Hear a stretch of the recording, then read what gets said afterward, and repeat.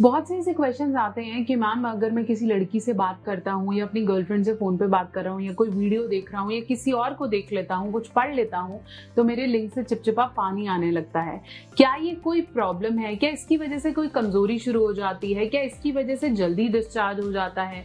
क्या करना चाहिए इस बीमारी से बचने के लिए, मैं डिटेल में बात करूंगी। नमस्कार, मैं हूं डॉक्टर नेहा मेहता। मैं एक सेक्स काउंसलर हूं और पिछले काफी सालों से प्रैक्टिस कर रही हूं। अपनी हर वीडियो के माध्यम से सेक्स से जुड़ी सही जानकारी आप तक देने की मेरी कोशिश है। आज मैं बात करूंगी वो चिपचिपा पानी आना जिससे आपको कमजोरी लगती है, थकावट लगती है, कितनी सच्चाई है उसके अंदर। इस वीडियो को पूरा अंत तक देखेंगे, मुझे पता है आप देखने वाले हैं। चैनल पे नए हैं तो सब्सक्राइब करना नहीं भूलेंगे।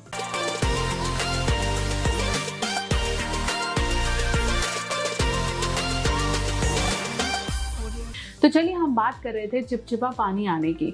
सबसे पहले समझें कि जैसे हम कुछ खाना खाते हैं तो खाना बहुत ही एक्साइटिंग सा हो या बहुत ही मेरी पसंद का हो तो डेफिनेटली हमारा जो स्लाइवरी ग्लैंड है, मतलब हमारी थूक बननी शुरू हो जाती है। सिमिलरली हमारी पूरी बॉडी हार्मोनल सिस्टम पे चलती है। जब आप सेक्स से रिलेटेड आपको कोई चीज लुभाती है या आप किसी से फोन पे बात करते हैं, सिमिलरली हमारे जो ग्लैंड्स हैं तो वो क्या करेंगे, थोड़ा सा चिपचिपा पानी सा प्रोड्यूस करने लगेंगे। वो ग्लैंड होता है हमारा कूपर्स ग्लैंड।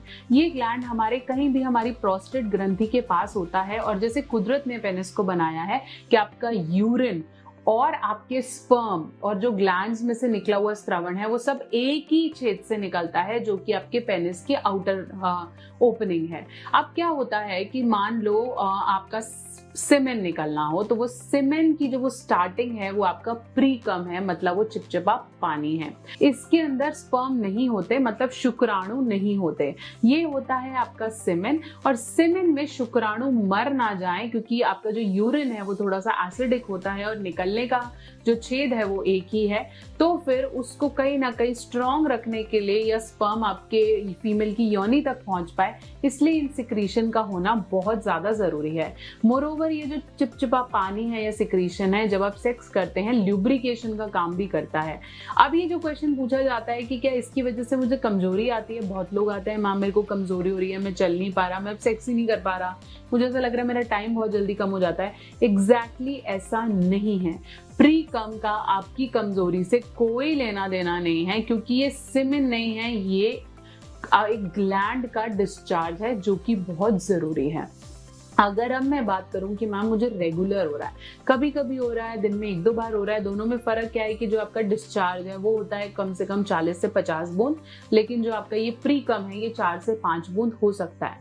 ऐसा भी हो सकता है कि आप जितनी देर बात करते रहें उतनी देर ये 4 से 5 बूंद 2 से 3 बार निकल जाए। लेकिन जब आप सेक्सुअल थॉट्स के बारे में नहीं सोच रहे हैं, आप कहीं ना कहीं सेक्स में इन्वॉल्व नहीं है, फिर भी अगर आपको रेगुलरली और दिन भर ये प्री कम मतलब चिपचिपा पानी निकलता रहे तो यहाँ चिंता का विषय है। क्यों चिंता करनी है कि हो सकता है आपकी जो प्रोस्टेट ग्रंथि हो उसमें कोई नस डैमेज हो गई हो, किसी न किसी तरीके की सूजन आ गई है अंदर की किसी ग्रंथि में, या फिर आपके टेस्टिकल्स में कोई प्रॉब्लम आ गई है। इसको ध्यान देना जरूरी है। अगर आपको लगता है बिना सेक्सुअल थॉट्स के भी निकलता रहता है तो गड़बड़ है।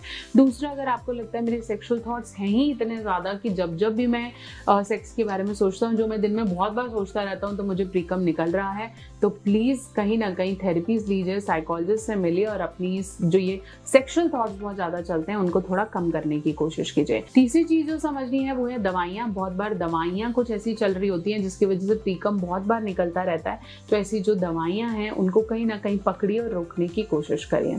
Fourth and very important point है कि प्रीकम को लोग क्या करते हैं, एसोसिएट करते हैं अर्ली इजैकुलेशन से, कि मेरा प्रीकम हो रहा है इसका मतलब मेरा टाइम ही नहीं है, तो निकल ही गया, ये तो अब बचेगा ही नहीं। नो, दोनों में डिफरेंस है। और अर्ली इजैकुलेशन मतलब प्री मैच्योर इजैकुलेशन और आपका प्रीकम दोनों ही अलग अलग चीजें हैं, इनका आपस में कोई भी रिलेशन नहीं है। लेकिन अगर आपने एक्सेस से मास्टरबेट किया है, कहीं ना कहीं आपके अंदर की कोई डैमेज हो गई है, नसों की कोई कमजोरी है, तो आपको प्रीकम के लिए डॉक्टर को दिखाना बहुत ज्यादा जरूरी है, क्योंकि बेसिकली लड़कों के लिए बहुत एम्बैरेसमेंट का इशू रहता है। मे बी आप किसी से बात कर रहे हैं, कहीं काम कर रहे हैं, आपने किसी को देखा और ऐसा हो गया, तो ऑब्वियसली मेल्स बहुत एम्बैरेसिंग फील करते हैं, सोशल सिचुएशंस में, तो डॉक्टर को दिखाना ज़रूरी है। एक और चीज़ जो आपको समझनी है वो है सीमेन लीकेज में सबसे ज़्यादा ज़रूरी है आप कीगल्स एक्सरसाइज करें।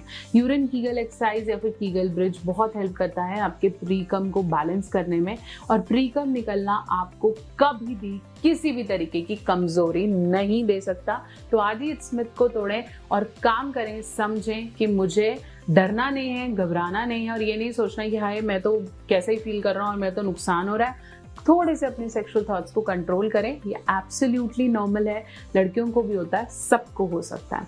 आशा करती हूँ मेरी वीडियो आपके बहुत से डाउट्स को क्लियर कर पाई है। बहुत जल्दी और वीडियो लेकर आऊंगी, तब तक चैनल पे नए हैं तो उसे प्लीज सब्सक्राइब करना ना भूलें, और आपका कोई टॉपिक है उसे कमेंट सेक्शन में लिख भेजें। पर्सनलाइज कंसल्टेशन के लिए www.drnehamehta.com।